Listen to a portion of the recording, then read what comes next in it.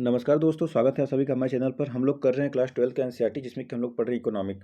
तो इसके पहले हम लोगों ने वीडियो बनाया है, पॉलिटी पर बनाया है, हिस्ट्री पर बनाया है। तो आप लोग अगर उसको देखना चाहे तो देख सकते हैं। जियोग्राफी भी बनाया गया है। तो इसके पहले हम लोगों ने अध्याय 1 देख चुके हैं। तो अब आज हम लोग पढ़ेंगे चैप्टर 2, जिसका नाम है उपभोक्ता के व्यवहार का सिद्धांत। तो देखिए, अगर आप यूपीएससी और पीसीएस की तैयारी कर रहे हैं तो एनसीईआरटी पढ़ना आपको जरूरी होता है। और एनसीईआरटी में आपको इकोनॉमिक पढ़ना बहुत ही ज़रूरी है। और अगर आप क्लास 12 के विद्यार्थी हैं तो आपको तो पढ़ना कंपलसरी है ही। चलिए शुरू करते हैं हम लोग। इस अध्याय में हम एक व्यक्तिगत उपभोक्ता के व्यवहार का अध्ययन करेंगे। उपभोक्ता को यह निर्णय करना होता है कि अपनी आय को विभिन्न वस्तुओं पर किस प्रकार व्यय करे। अर्थशास्त्री इसे चुनाव की समस्या कहते हैं। अतः स्वाभाविक रूप से कोई भी उपभोक्ता वस्तुओं के ऐसे संयोजन को प्राप्त करना चाहेगा जो उसे अधिकतम संतोष प्रदान करता है। यह सर्वोत्तम संयोग क्या होगा? यह उपभोक्ता की रुचियों और वह कितना व्यय कर सकता है वस्तुओं की कीमतों और उसकी आय पर निर्भर करता है। यह अध्याय उपभोक्ता व्यवहार को समझने वाले दो भिन्न सिद्धांतों के प्रस्तुत करता है। तो चलिए यहाँ पर देखते हैं अब। प्रारंभिक संकेतन तथा अभिग्रह। उपभोक्ता सामान्य रूप से बहुत सी वस्तुओं का उपभोग करता है, परंतु सरलीकरण के लिए हम उपभोक्ता की चयन समस्या पर ऐसी स्थिति में विचार करेंगे जहां केवल दो ही वस्तुएं हों।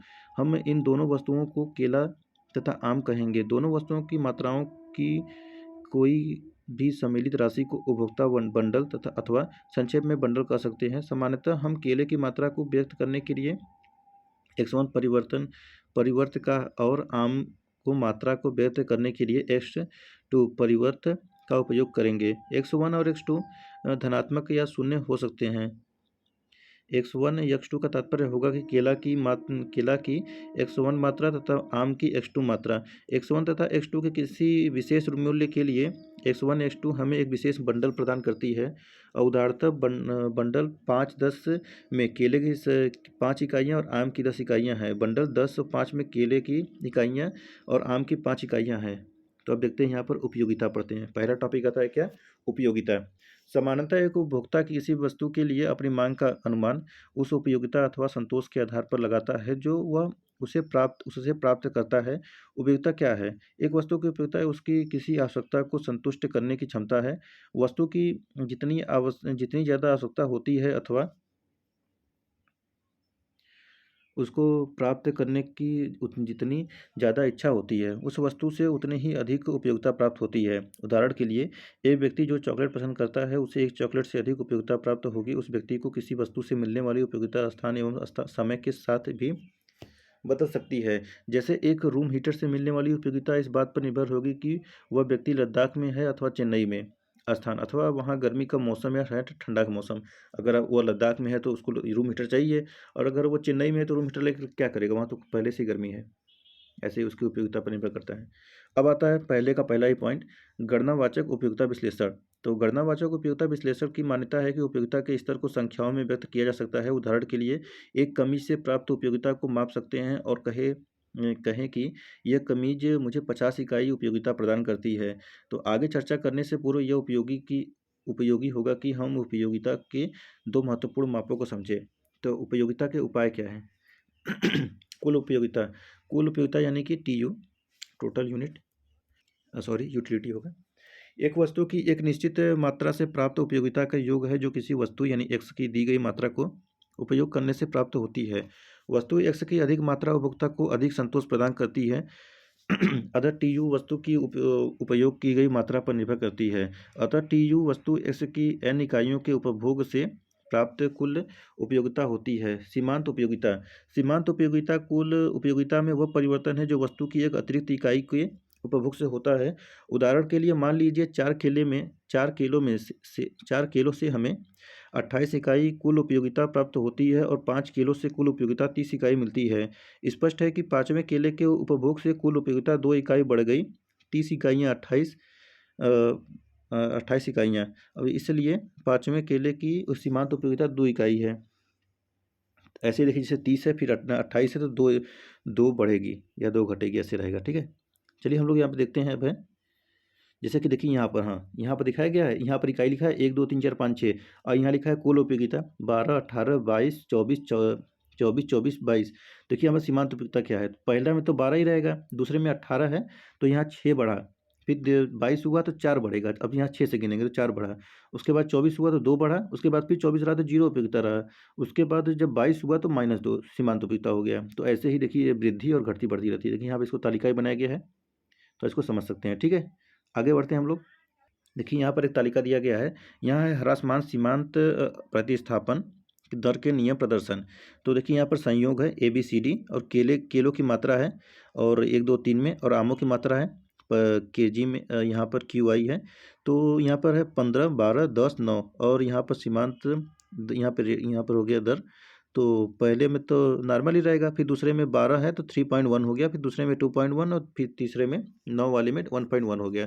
तो आप देख सकते हैं कि उपरोक्त तालिका में जैसे हम केलों की संख्या को बढ़ाते हैं, केले के प्रत्येक अतिरिक्त इकाई के लिए त्याग किए जाने वाले आमों की मात्रा गिरती जाती है। अन्य शब्दों में केलों की संख्या में वृद्धि के साथ MRS कम हो जाता है। उपभोक्ता के पास जैसे जैसे केलों की संख्या बढ़ती है, केलों से प्राप्त MU गिरती जाती है। इसी भांति आमों की संख्या में कमी से आमों से प्राप्त सीमांत उपयोगिता बढ़ती जाती है। इस प्रकार केलों की संख्या में वृद्धि होने से उपभोक्ता की कम और कम आमों की मात्रा त्यागने की प्रवृत्ति बढ़ेगी। केलों की मात्रा में वृद्धि के फलस्वरूप MRS के गिरने की इस प्रवृत्ति को ह्रासमान सीमांत प्रतिस्थापन का नियम कहते हैं। आगे बढ़ते हैं, अधिमान वक्र आकृति क्या है। तो उल्लेखनीय है कि ह्रासमान सीमांत प्रतिस्थापन का नियम अधिमान वक्र को उद्गम के प्रति उत्तर बना देता है। क्यों? एक अनधिमान वक्र बनाकर इसकी जांच कीजिए। एक अनधिमान वक्र की यह अति सामान्य आकृति है, लेकिन पूर्ण स्थापना से वस्तुओं में सीमांत प्रतिस्थापन दर नहीं गिरती है। यह समान रहती है। एक उदाहरण देते हैं, जैसे ह्रासमान सीमांत प्रतिस्थापन। देखिए संयोग है ABCD, और 5 रुपए के नोट की संख्या 1 2 3 4 है। 5 रुपए के सिक्कों की संख्या जैसे 8 है, 7 है, 6 है, 5 है। तो यहाँ पर दिया है 1 जब रहा तो 8 रहा, और फिर 2 जब हुआ तो 7, और यहाँ 1.1 1/1 का हो गया। फिर 3 है तो 6 का, फिर 1/1, 4 है तो 1/1। इसका तात्पर्य यह है कि यहाँ इन सभी संयोगों के बीच जब तक कि 5 रुपए के सिक्के तथा 5 रुपए के नोटों का योग वही रहता है, उपभोक्ता तटस्थ है। उपभोक्ता के लिए इससे कोई फर्क नहीं पड़ता है कि उसे 5 रुपए का सिक्का मिला या 5 रुपए का नोट मिला है। इसलिए इस बात पर विचार किए बिना कि उसके पास 5 रुपए कितने नोट, उपभोक्ता 5 रुपए के नोट से मतलब यहाँ कहने मतलब है कि यहाँ तो सिक्का रहे अच्छा नोट रहे, वैल्यू तो उतनी ही रहेगी। इसलिए 1/1 का यहाँ पे गणना किया गया है। देखिए यहाँ पर केवल एक 5 रुपए का सिक्का त्याग करेगा, इसलिए उपभोक्ता के लिए यह दोनों वस्तुएं प्रतिस्थापन है। देखिए यहाँ पर इसे बनाया भी गया है। आगे देखते हैं। अभी यहाँ पर देखिए दिया गया है एक दिष्ट अधिमान। उपभोक्ता अधिमानों के विषय में यह मान लिया जाता है कि अगर किन्हीं दो बंडलों X1 और X2 और या Y1 और Y2 में X1 या X2 बंडल में कम से कम एक वस्तु हो, और Y1 या Y2 की तुलना में अन्य वस्तु की कम मात्रा न हो, तो उपभोक्ता Y1 Y2 के बाजार में बजाय X1 X2 को अधिमान देता है। अधिमानों के इस प्रकार को एक दिष्ट अधिमान कहा जाता है यदि उपभोक्ता किन्हीं दो बंडलों में से उस बंडल को अधिमान देता है जिसे इन वस्तुओं में से कम से कम एक वस्तु की अधिक मात्रा हो और दूसरे बंडल की तुलना में दूसरी वस्तु की भी मात्रा कम न हो। आगे देखते हैं अधिमान मानचित्र क्या है। सभी बंडलों पर उपभोक्ता के अधिमानों को अधिमान वक्र समूहों द्वारा दर्शाया जा सकता है, जैसा कि रेखा चित्र 2.5 में देख सकते हैं। तो देखिए 2.5 ये रेखा चित्र है। यहाँ पर ऐसे बनाया गया, यहाँ पर O और यहाँ पर केला, और फिर IC1 IC2 और IC3। तो देखिए इसका इसी का वर्णन यहाँ पे किया गया है कि इसे उपभोक्ता का अधिमान मानचित्र कहते हैं। अनधिमान वक्र पर स्थित सभी बिंदु उन बंडलों का प्रतिनिधित्व करते हैं जिन्हें उपभोक्ता तटस्थ मानता है। अधिमानों की एक दृष्टता का यह अभिप्राय है कि किन्हीं दो अनधिमान वक्रों के बीच ऊपर वाले बंडलों पर स्थित बंडलों को नीचे वाले वक्र पर स्थित बंडलों की अपेक्षा अधिमानता दी जाती है। अब देखिए यहाँ पर है पहला, अनधिमान वक्र दाएं से बाएं नीचे की ओर ढलवा होते हैं। तो एक अनधिमान वक्र दाएं से बाएं नीचे की ओर ढलवा होते हैं, जिसका अर्थ है कि अधिक X वस्तु प्राप्त करने के लिए उपभोक्ता को Y वस्तु की कुछ मात्रा का त्याग करना पड़ता है। यदि उपभोक्ता Y वस्तु की कुछ मात्रा का X वस्तु की मात्रा में वृद्धि होने पर त्याग नहीं करता है, तो इसका यह अर्थ होगा कि उपभोक्ता Y की वस्तु वही अथवा अधिक मात्रा X वस्तु के बदले प्राप्त करना चाहता है, और वह एक उच्च अधिमान वक्र पर चला जाता है। अतः जब तक उपभोक्ता उसी अनधिमान वक्र पर स्थित है, केलों में वृद्धि को आयों की मात्रा कम करके क्षतिपूर्ति की जानी चाहिए। जैसे कि यहाँ पर है 2.6 का देख सकते हैं। अब देखते हैं उच्च अनधिमान वक्र उपयोगिता के उच्च स्तर को प्रदान करना। तो जब तक एक वस्तु की सीमांत उपयोगिता धनात्मक होती है तब तक एक व्यक्ति सदैव ही उस वस्तु की अधिक मात्रा प्राप्त करना चाहेगा, क्योंकि वस्तु की अधिक मात्रा संतोष के स्तर को बढ़ाएगी। केले केले और आम के 3 विभिन्न संयोगों ए, बी तथा सी को देखिए, जिन्हें तालिका 2.4 और रेखाचित्र 2.7 में दिखाया गया है। अभी 2.7 हम लोग देखते हैं। 2.4 देखिए, यहाँ पर उपयोगिता स्तरों पर प्रतिनिधित्व वस्तुओं के संयोजन, जैसे संयोग ए बी सी हो गया, केलों की मात्रा 1 2 3 हो गया और आमों की मात्रा 10 10 10 हो गया। वैसे देखिए यहाँ पर वक्र चिन्ह दिखाया गया है। तो यहाँ पर आम है जो कि 10 उपयोगिता दिखाया गया है और 1 2 3 में इसको दर्शाया गया है केले को, और इसका जो है ए बी सी में दर्शाया गया है, तो यहाँ पे इसको ढलान पे लाया गया है। तीसरा आता है, दो अनधिमान वक्र कभी एक दूसरे को नहीं काटते हैं। तो एक दूसरे को काटते हुए दो अनधिमान वक्र परस्पर विरोधी परिणामों को दिखाएंगे। इसे समझने के लिए हम चित्र 2.8 में देखेंगे अनधिकान को। तो देखिए वहाँ क्या है, बिंदु ए तथा बी एक ही अधिमान वक्र IC पर स्थित है। संयोग ए तथा बी को समान संतोष स्तर प्राप्त होगा। इसी प्रकार बिंदु बी तथा सी एक ही अधिमान वक्र IC पर स्थित है। संयोग बी तथा सी समान संतोष का स्तर प्रदान करता है। 2.8 का कहाँ पे है, तो यहाँ पर है। देखिए आम यहाँ पर है और केला यहाँ पर लगाया गया है, और फिर 9 पॉइंट जो है ए है तो आपका 7 और 10 का, बी है 9 7 का और सी है 9 5 का। तो IC1 IC2 देखा। तो इसका निष्कर्ष यह है कि इससे यह निष्कर्ष निकलता है कि बिंदु सी से भी प्राप्त उपयोगिता समान है, लेकिन यह स्पष्ट है कि विसंगत निष्कर्ष है, क्योंकि केलों की उसी मात्रा से जैसा बिंदु बी उपभोक्ता आमों की अधिक मात्रा प्रदान करता है। इस प्रकार बिंदु बी पर उपभोक्ता बिंदु सी की अपेक्षा अधिक अच्छी स्थिति होती है। अब आगे आता है दूसरा पॉइंट, उपभोक्ता का बजट। तो मान लीजिए कि किसी उपभोक्ता के पास केवल एक निश्चित मात्रा में पैसे ऐसी दो वस्तुओं पर व्यय करने के लिए है जिनकी लागत बाजार में दी गई है। उपभोक्ता दोनों वस्तुओं की अलग अलग या मिली जुली ऐसी मात्रा को नहीं खरीद सकता जिनका वह उपभोग करना चाहता है।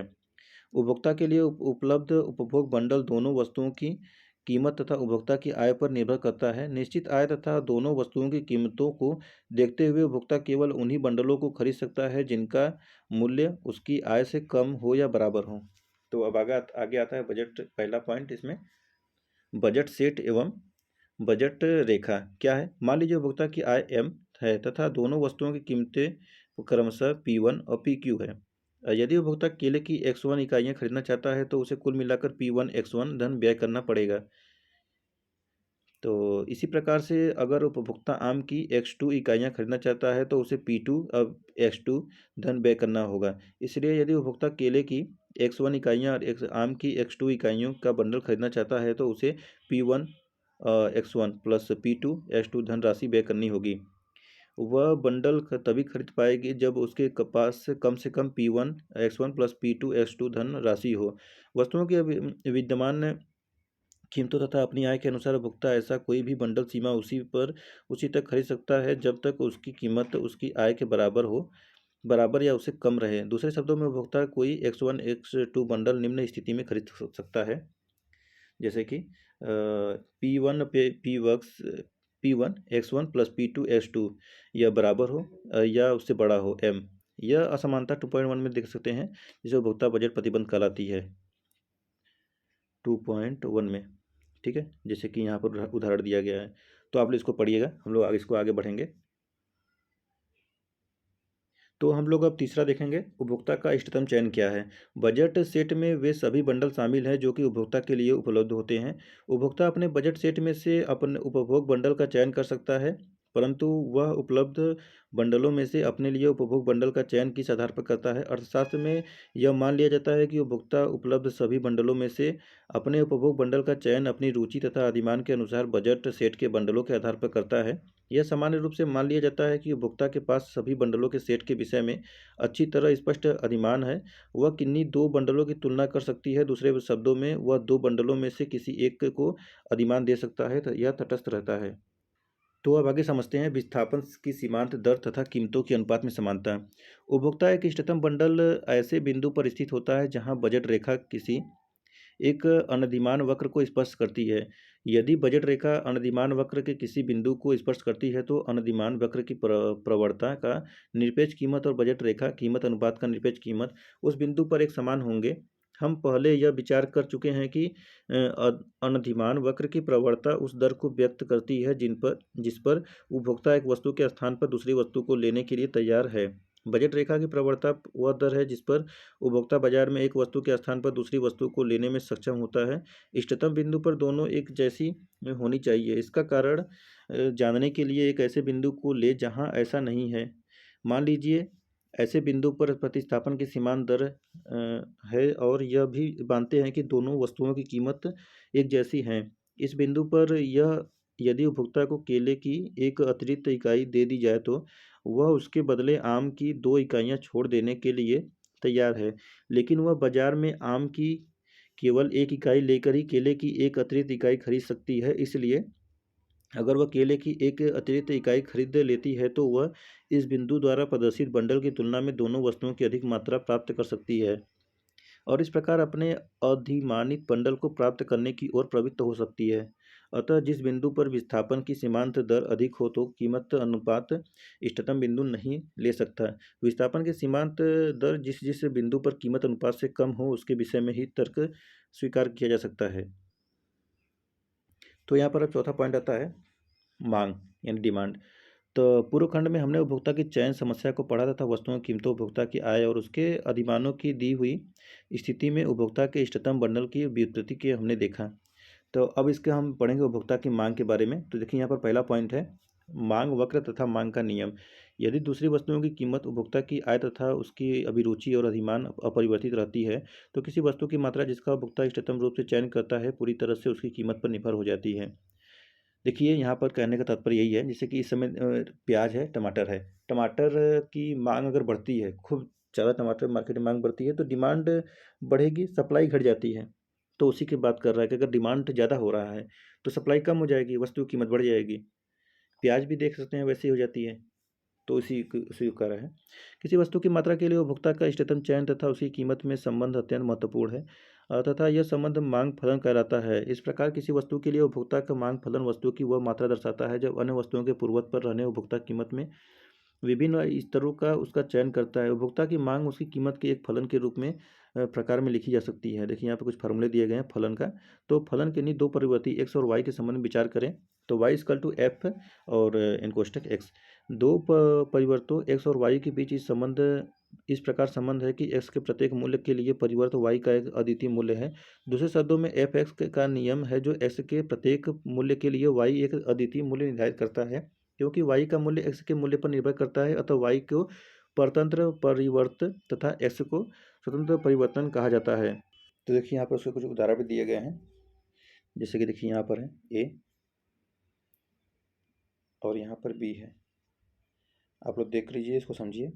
जैसे कि मान लीजिए यहाँ पर y है और यहाँ पर x है, तो यहाँ पर बिंदु लगा दिया गया है 0 से 10, 1 से 15, 2 से 18 और 3 से 20। ठीक है, वैसे ही यहाँ पर सेम है बी है। जैसे कि मान लीजिए यहाँ पर 20 से 40 दिया है, 10 70 है और 5 से 90 और 100। तो जैसे जैसे देखिए 40 हुआ, 70 हुआ, 90 हुआ, 100 हुआ, वैसे वैसे स्थिति बढ़ती गई। तो देखिए वैसे सी वाले में भी है और डी वाले में भी है। तो आप इसको देख सकते हैं। हम लोग आगे बढ़ते हैं इसको। तो आता है चौथा पॉइंट स्थानापन्न तथा पूरक। इसके बारे में जानते हैं। हम उपभोक्ता द्वारा चुनी जाने वाली वस्तु की मात्रा तथा किसी संबंध वस्तु की कीमत के बीच संबंध का भी अध्ययन कर सकते हैं। एक वस्तु की मात्रा जिसका चयन उपभोक्ता करता है किसी संबंध वस्तु के मूल्य में वृद्धि के साथ बढ़ सकती है अथवा घट सकती है। ऐसा होना इस पर निर्भर करता है कि दोनों वस्तुएं स्थानापन्न है अथवा एक दूसरे के पूरक है। जिन वस्तुओं का साथ साथ उपयोग किया जाता है उन्हें पूरक वस्तुएं कहा जाता है। इनके उदाहरण हैं चाय तथा चीनी, जूते तथा जुराब, कलम तथा स्याही आदि। क्योंकि चाय तथा चीनी के साथ उपयोग में लाए जाते हैं, चाय मतलब चाय और चीनी साथ में आते हैं। संभव है कि चीनी की कीमत में वृद्धि चाय के लिए मांग घटाएगी, चीनी की कीमत में गिरावट संभवतः चाय की मांग को बढ़ाएगी। अन्य पूरकों के साथ भी ऐसा ही होता है। सामान्यतः किसी वस्तु के लिए मांग की गति उसकी पूरक वस्तुओं की कीमत के विपरीत दिशा में होती है। पांचवा पॉइंट आता है मांग वक्र में शिफ्ट। तो इसको समझिए। मांग वक्र यह बनाया गया था कि उपभोक्ता की आय, अन्य वस्तुओं की कीमतें तथा उपभोक्ता का अधिमान दिया गया है। यदि इनमें से कोई वस्तु बदलती है तो मांग वक्र में किस प्रकार परिवर्तन होता है। तो यहाँ पर देखिए अन्य वस्तुओं की कीमतों और किसी उपभोक्ता के अधिमान दिए हुए होने पर यदि उसकी आय में वृद्धि होती है तो प्रत्येक कीमत पर वस्तु के लिए मांग में परिवर्तन होता है और इस प्रकार मांग वक्र शिफ्ट हो जाता है। सामान्य सामान्य वस्तुओं के लिए मांग वक्र का शिफ्ट दाईं ओर तथा निम्न स्तरीय वस्तुओं के लिए मांग वक्र का शिफ्ट बाईं ओर होता है। उपभोक्ता की आय और उसके अभियान के अधिमान के दिए होने की स्थिति में यदि संबंधित वस्तु की कीमत में परिवर्तन होता है तब किसी वस्तु की कीमत के प्रत्येक स्तर पर उस वस्तु के लिए मांग में परिवर्तन हो जाता है और इस प्रकार मांग वक्र शिफ्ट हो जाता है। यदि स्थानापन्न वस्तु की कीमत बढ़ती है तब मांग वक्र दाईं ओर शिफ्ट होता है। इसके विपरीत यदि पूरक वस्तु की कीमत बढ़ती है तो मांग वक्र शिफ्ट बाईं ओर हो जाता है। अब यहाँ पे है कि उपभोक्ता की रुचियों और अधिमानों में परिवर्तन के कारण भी मांग वक्र का शिफ्ट हो सकता है। उपभोक्ता का अधिमान परिवर्तन यदि किसी वस्तु के पक्ष में होता है तब ऐसी वस्तु के लिए मांग वक्र का शिफ्ट दाईं ओर होता है और उसके विपरीत बाईं हो जाता है। जैसे कि उदाहरण यहाँ पे दिया है, गर्मी के मौसम में आइसक्रीम के मांग वक्र का दाईं ओर शिफ्ट होगा क्योंकि इस मौसम में आइसक्रीम लोग अधिक पसंद करते हैं। इस तथ्य का लोगों के सामने आना कि शीतल पेय स्वास्थ्य के लिए हानिकारक हो सकते हैं शीत पेयों के प्रति अधिमानों को बुरे तरीके से प्रभावित करेगा। इसके फलस्वरूप शीतल पेय के लिए मांग वक्र का बाईं ओर शिफ्ट होने की संभावना होती है। तो हम लोग आगे देखते हैं। अब आता है छठा पॉइंट, मांग वक्र की दिशा में गति और मांग वक्र में शिफ्ट कैसे होता है। तो जैसा कि हमने पहले देखा कि कोई उपभोक्ता किसी वस्तु की कितनी की मात्रा का चयन करता है, यह वस्तु की कीमत अन्य वस्तुओं की कीमतें, उपभोक्ता की आय तथा उसकी रुचियों और अधिमानों पर निर्भर करता है। मांग फलन वस्तु की कीमत और उसकी कीमत के बीच का उस समय का संबंध होता है जब अन्य वस्तुएं अपरिवर्तित रहती हैं। मांग वक्र फलन का ग्राफीय चित्रण होता है। ऊंची कीमतों पर मांग कम होती है और कम कीमतों पर मांग अधिक होती है। अतः कीमत में कोई भी परिवर्तन होने के फलस्वरूप मांग वक्र की दिशा में गति होती है। इसके अतिरिक्त इसके विपरीत किन्हीं अन्य वस्तुओं में परिवर्तन के फलस्वरूप मांग वक्र शिफ्ट हो जाता है। रेखा चित्र 2.7 में देख सकते हैं इसको। 2.17 है, सॉरी 2.17 देखिए यहाँ पर है, जैसे कि कीमत है और मात्रा है, यहाँ पे भी कीमत है और मात्रा में है। तो पहला है कि मांग वक्र की दिशा में गति और मांग वक्र में से है। तो पैनल ए में आप लोग देखिए कि मांग वक्र की दिशा में गति को चित्रित करता हुआ है और जो कि पैनल बी का मांग वक्र में शिफ्ट चित्रित कर रहा है, इधर से उधर कर रहा है दूसरी तरफ। हम लोग पांचवा पॉइंट देखते हैं, बाजार मांग क्या है। इसको बोलते हैं इंग्लिश में मार्केट डिमांड। पूर्व खंड में हमने किसी उपभोक्ता के चयन की समस्या अध्ययन किया है और उपभोक्ता का मांग वक्र प्राप्त किया, परंतु बाजार में एक ही वस्तु के लिए अनेक उपभोक्ता होते हैं। किसी वस्तु के लिए बाजार मांग को जानना महत्वपूर्ण होता है। किसी वस्तु के लिए एक विशेष कीमत पर बाजार मांग सभी उपभोक्ता की सम्मिलित मांग को जोड़ देती है। जैसे कि मान लीजिए उदाहरण के तौर पे हम लोग फ्रिज कहाँ बेच रहे हैं, एसी कहाँ बेच रहे हैं। तो जहाँ पर ठंडे का मौसम है वहाँ पर फ्रिज एसी बेचने का क्या मतलब है, बिकेगा, ज़्यादा बिक्री नहीं होगी वहाँ पर, ज़्यादा बिक्री का बिकेगी नहीं। लद्दाख और हिमाचल प्रदेश में लोग फ्री लेकर क्या करेंगे, वहाँ तो पहले ही ठंडा है, एसी लगा क्या करेंगे, वहाँ पर तो हीटर की ज़रूरत है। वैसे ही चेन्नई में हीटर नहीं बल्कि एसी चाहिए, तो वैसे ही समझना पड़ता है। तो इसको समझ लिया तो हम लोग चलते हैं मांग की लोच की तरफ। मांग की लोच क्या होती है, देखिए जो जो हम लोग ज़रूरत है, जो इंपॉर्टेंट है सिर्फ उसी को पढ़ रहे हैं, बाकी को सिर्फ करते हुए चल रहे हैं। तो मांग की लोच क्या है, किसी भी वस्तु के लिए मांग उसकी कीमत के विपरीत दिशा में जाती है, परंतु कीमत में परिवर्तन का प्रभाव सदैव समान नहीं रहता। कभी कभी छोटे से कीमत परिवर्तनों के कारण भी मांग में अत्यधिक परिवर्तन हो जाती है। इसके विपरीत कुछ वस्तुएं ऐसी भी हैं जिनके लिए मांग कीमत परिवर्तनों के कारण अधिक प्रभावित नहीं होती। कुछ वस्तुओं के लिए मांग कीमत परिवर्तनों के प्रति अत्यधिक अनुक्रियात्मक होती है, जबकि अन्य वस्तुओं के लिए कीमत परिवर्तनों के कारण मांग इतनी अधिक अनुक्रियात्मक नहीं होती। मांग की कीमत लोच वस्तु की कीमत परिवर्तन के कारण इसकी मांग की अनुक्रियात्मक की मांग है। मांग की कीमत लोच की परिभाषा इस प्रकार दी जा सकती है, जो किसी वस्तु की मांग में प्रतिशत परिवर्तन को उस वस्तु की कीमत में प्रतिशत परिवर्तन से भाग देने पर प्राप्त भागफल किसी वस्तु के लिए मांग की कीमत लोच है। एक वस्तु के लिए मांग की कीमत की फार्मूला यहाँ पर है, वस्तु के लिए इट इज इक्वल टू वस्तु के लिए मांग में प्रतिशत परिवर्तन अपान वस्तु की कीमत में प्रतिशत परिवर्तन। देखिए जैसे यहाँ पर एक उदाहरण भी दिया है। मान लीजिए 5 रुपये प्रति केले के भाव पर एक उपभोक्ता 15 केले खरीदता है। जब कीमत 7 रुपये प्रति केले हो जाती है तो उसकी मांग घटकर 12 केले रह जाती है।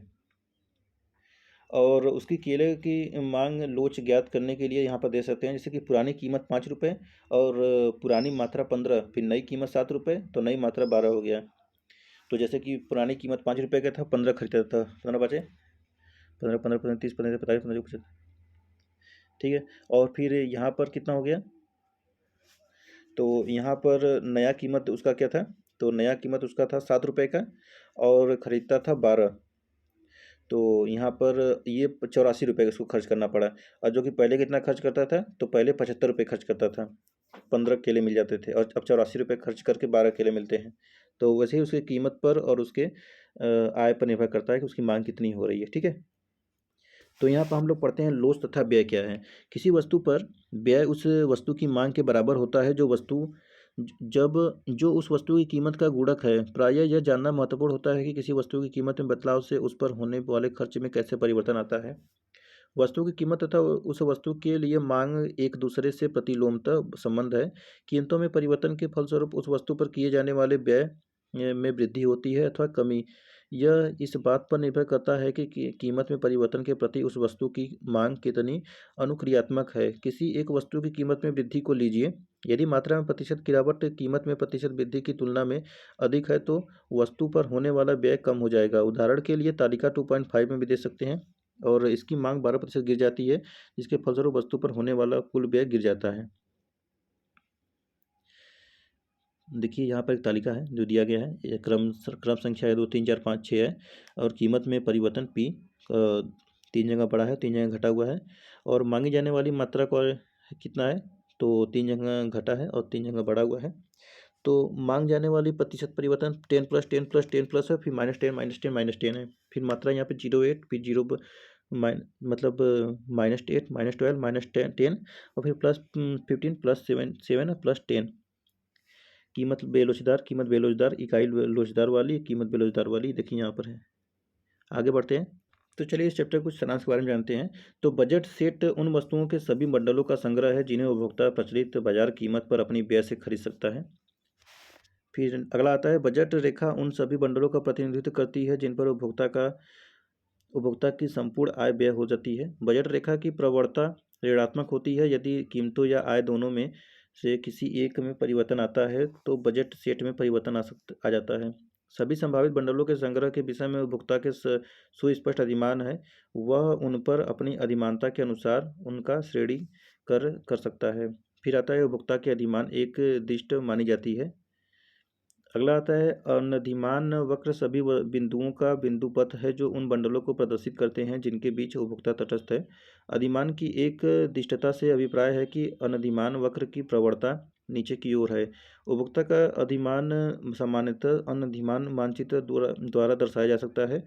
फिर उपभोक्ता का अधिमान सामान्यतः उपयोगिता फलन द्वारा भी दर्शाया जा सकता है। यहाँ पर है, एक युक्तिशील उपभोक्ता सदा बजट सेट में से अपने सर्वाधिक अधिमानता बंडल का चयन करता है। उपभोक्ता का इष्टतम बंडल बजट सेट बजट रेखा तथा अनधिमान वक्र के बीच स्पर्शता बिंदु पर स्थित होता है। फिर है, उपभोक्ता का मांग वक्र वस्तु की उस मात्रा को प्रदर्शित करता है जिसका चयन उपभोक्ता कीमत के विभिन्न स्तरों पर ऐसी स्थिति में करता है जब अन्य वस्तुओं की कीमत उपभोक्ता की आय तथा उसकी रुचियां और अधिमान अपरिवर्तित रहते हैं। मांग वक्र की प्रवणता साधारणतः नीचे की ओर रहती है। किसी सामान्य वस्तु की मांग में वृद्धि गिरावट उपभोक्ता की आय में वृद्धि गिरावट के साथ होती है।